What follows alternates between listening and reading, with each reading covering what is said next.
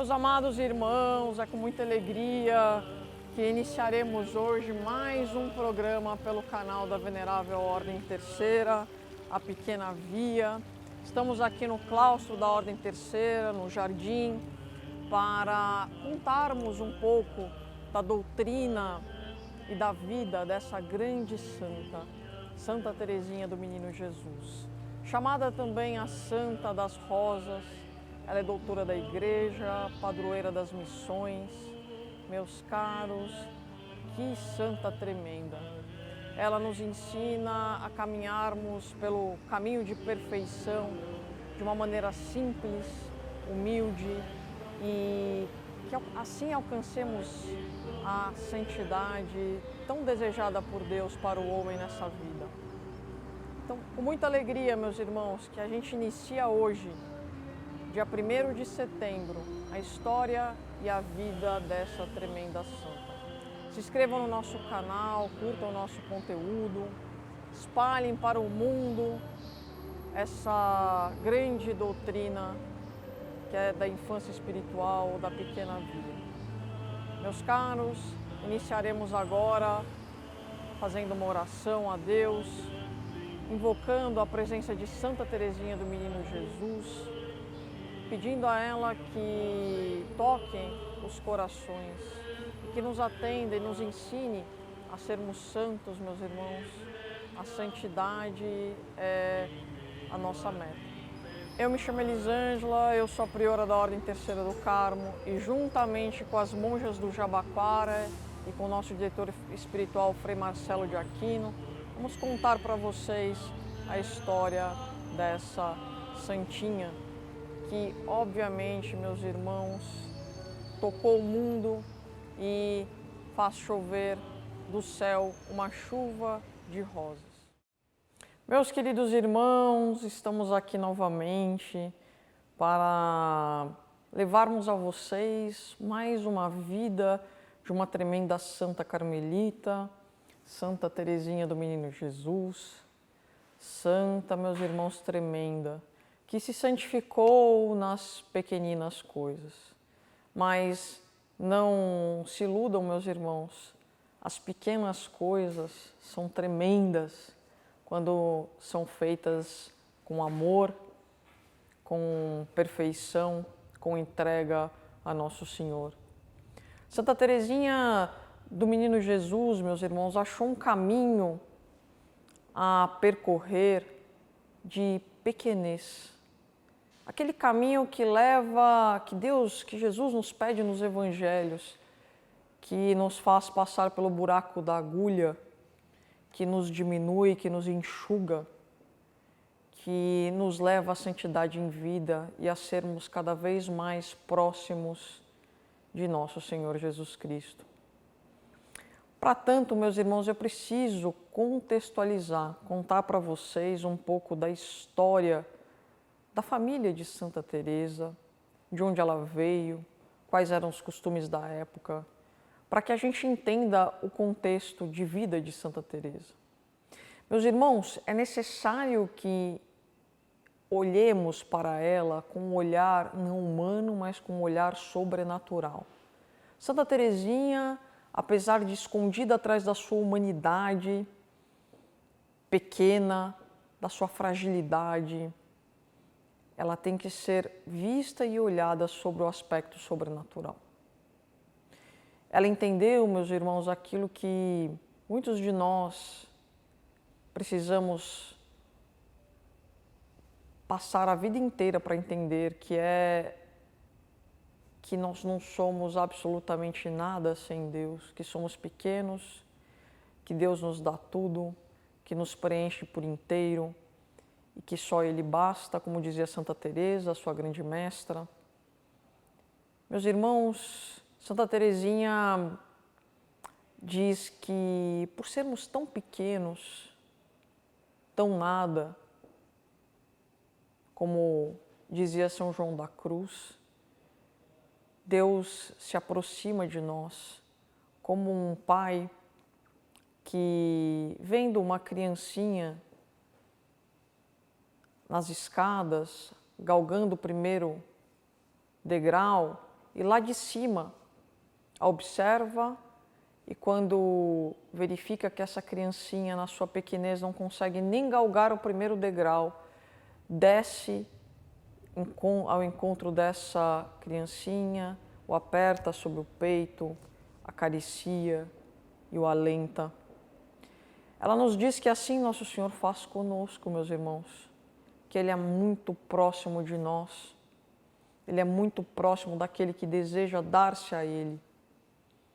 Bom, não tem como a gente começar a falar sobre Santa Teresinha do Menino Jesus sem contar um pouco de onde ela é, onde ela nasceu, qual é o contexto histórico da época, falar um pouco sobre seus pais, que digam-se de passagem, dois tremendos santos, suas irmãs, para só então entrarmos na vida dessa pequena grande santa. Acreditem que só a vida dela já é uma doutrina aplicada, meus irmãos. Mas, todavia, a gente achou por bem dividir esse programa em alguns capítulos. As monjas do Carmelo de Jabaquara de Santa Teresa me ajudarão, juntamente com o Frei Marcelo, a contar essa história.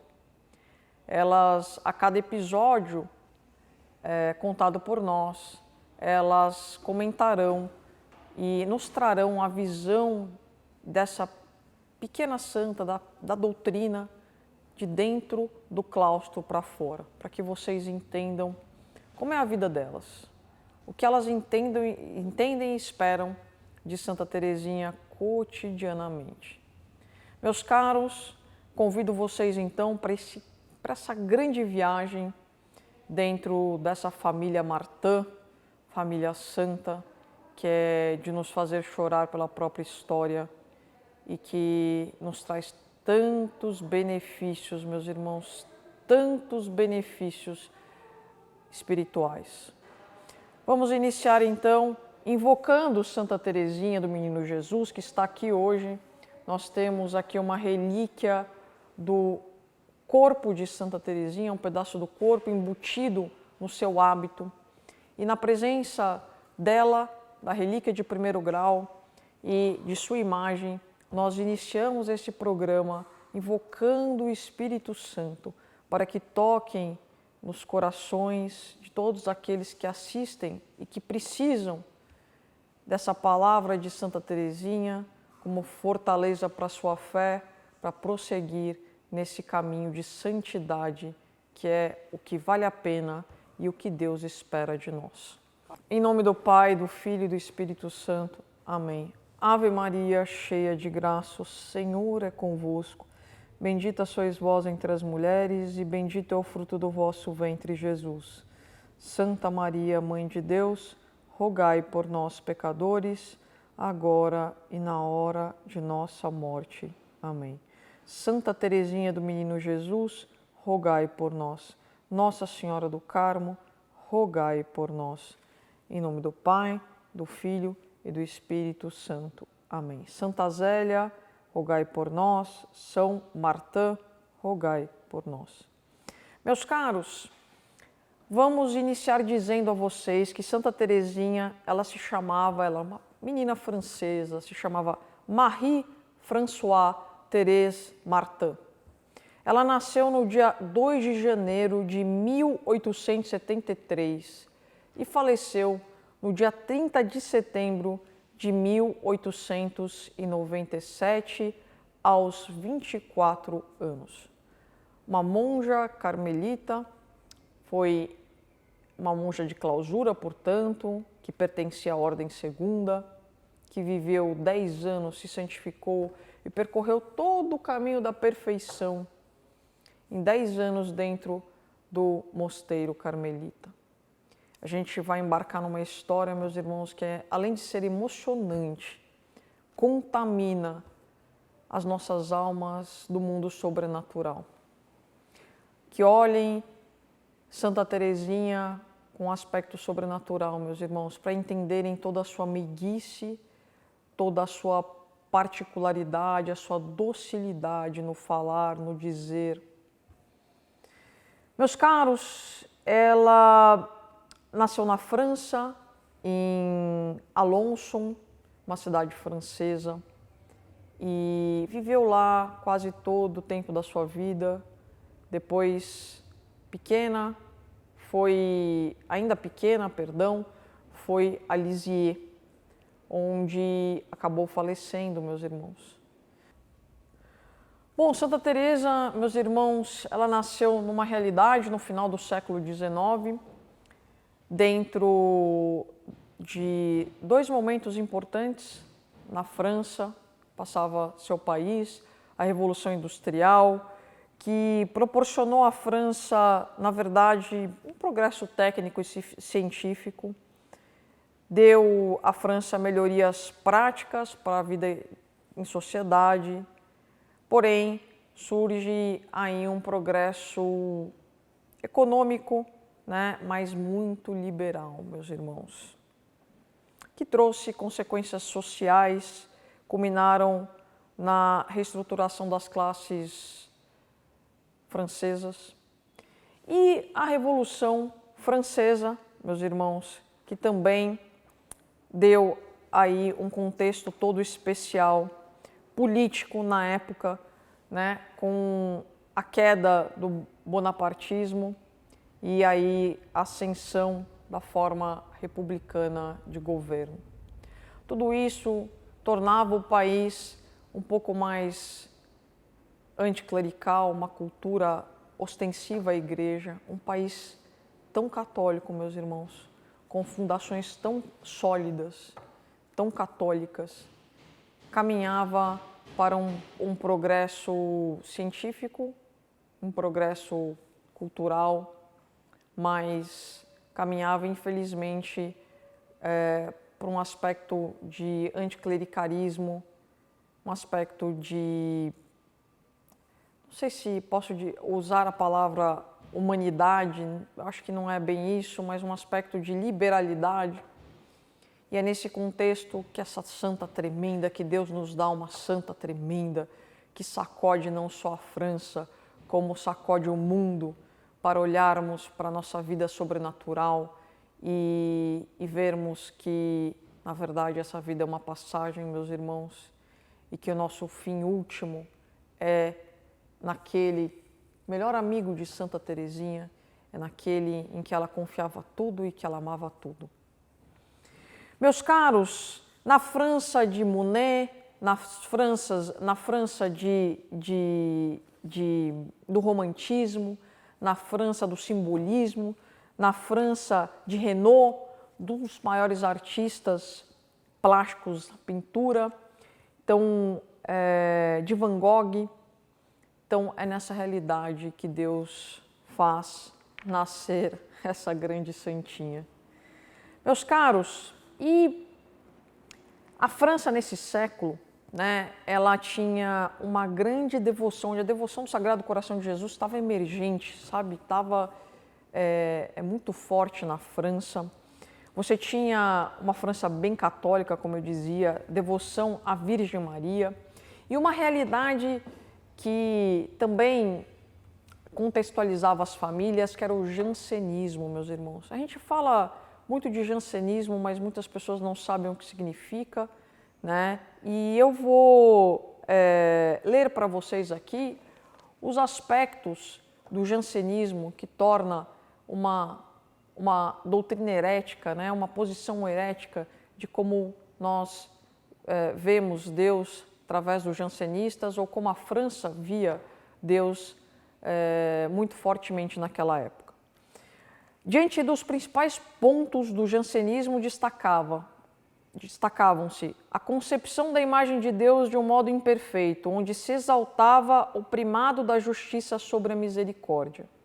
Então, se olhava, isso é muito importante, prestem atenção, se olhava muito o aspecto do Deus justiça, mas não se olhava o aspecto do Deus misericórdia. Em consequência, o foco da atenção voltava-se para o pecado e a pregação religiosa acentuada às ameaças das penas eternas, gerando sentimentos de medo, de culpa, escrúpulos que paralisavam um caminhar de confiança e de amor em direção a Deus. Quantos de nós, meus irmãos, muitas vezes somos jansenistas? Infelizmente, olhamos para Deus como se Ele fosse um tremendo de um justiceiro e não um Pai amoroso e misericordioso, que eterno é seu amor. Segundo, a imagem que se transmitia de Deus era de um juiz poderoso que se mantinha sempre na expectativa de punir os homens. Depois, a relação com Deus se mostrava de certa forma rígida e fria, sem a familiaridade do encontro entre o pai, filho ou filha. Uma preocupação em alguns meios religiosos por práticas exageradas de penitências, inclusive reparadoras, para acalmar a cólera divina e satisfazer a sua justiça em face do mal causado pelo pecado. Em certos mosteiros, inclusive no Carmelo de Lisieux, presta atenção, encontravam-se religiosas que se ofereciam como vítimas, presta atenção, à divina justiça, expiando voluntariamente faltas cometidas por outras pessoas. Meus caros, portanto, era um Deus que contabilizava os pecados, aquilo que era feito em excesso, e os atos de virtude, de valor e de mérito, desprezando a ação e a gratuidade da graça. Meus caros, é muito sério isso aí. Portanto, era uma inversão do que se propunha a ser meio e não fim, conduzindo os excessos em certas práticas religiosas. Isso influencia em Santa Teresinha, porque com auxílio da graça ela irá se contrapor a essa tendência de ver Deus como juiz poderoso, vingativo, sempre pronto a condenar. Ela irá trazer aos seus contemporâneos, ao seu século e aos seus seguintes que Deus ama ternamente o homem, é misericordioso, veio ao mundo pelos pecadores e deseja o amor dos homens. Meus irmãos, Ele só quer o amor dos homens. Ele só quer fundir sua alma, a nossa alma, na Eucaristia. Ele desce as escadarias para encontrar, abraçar, colocar a cada um de nós no seu colo. É isso que Santa Teresinha vem nos ensinar. É esse caminho que ela nos ensina para chegarmos ao coração de Jesus. Para corresponder ao seu divino amor com confiança, abandono, meus irmãos, através de um caminho da vida espiritual apoiado nesses dois cernes, confiança e abandono, e nas pequenas atitudes de amor no dia a dia. Sem dúvida nenhuma, essa era o contexto da época em que Santa Teresinha do Menino Jesus nasce e faz esse grande caminho, essa história dentro da nossa Igreja Católica Apostólica Romana. Meus caros, antes de iniciarmos contando para vocês como foi o nascimento dessa grande santa, como ela cresceu, como ela se tornou tão grande nas pequenas coisas, eu tenho quase que obrigação de falar um pouco de quem eram os seus pais, como eles se conheceram, qual era o contexto da época. Santa Teresinha precisa ser explicada dentro de um contexto familiar, meus irmãos, de puro amor, de um casamento católico que entende, meus irmãos, o que é um matrimônio, o que é um casamento elevado à ordem sobrenatural, o que Deus pretende de cada um de nós dentro do sacramento do matrimônio, como Ele realiza o seu amor dentro da família e como isso reflete na santidade de nossos filhos, dos cônjuges e daqueles que vivem num ambiente familiar católico e propício às coisas do alto.